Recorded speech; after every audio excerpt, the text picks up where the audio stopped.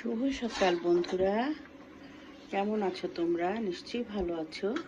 এই দেখো, এক কড়াই কাঁচা কলা দিয়ে ইলিশ মাছের স্পেয়ার পার্টস দিয়ে এই যে একটা তরকারি রান্না করছি ঝোল ঝোল করে।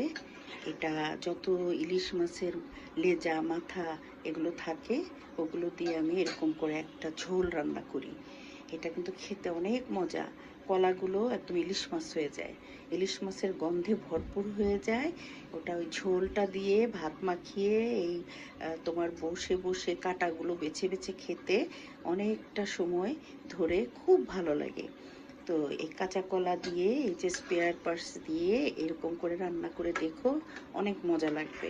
একটু ঝোল রাখতে হবে, ঝোলটা পানিটা আমি গরম পানি দিয়েছি যাতে খুব তাড়াতাড়ি রান্নাটা হয়ে যায়।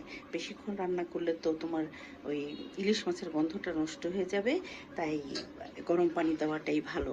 কষিয়ে ভালো করে কলাটাকে কষিয়ে তারপরে মাছটা দিতে হবে, মাছটা দিয়ে তারপরে এরকম বেশি করে গরম পানি ঝোল দিলে কিছুক্ষণ পরেই তরকারিটা হয়ে যাবে।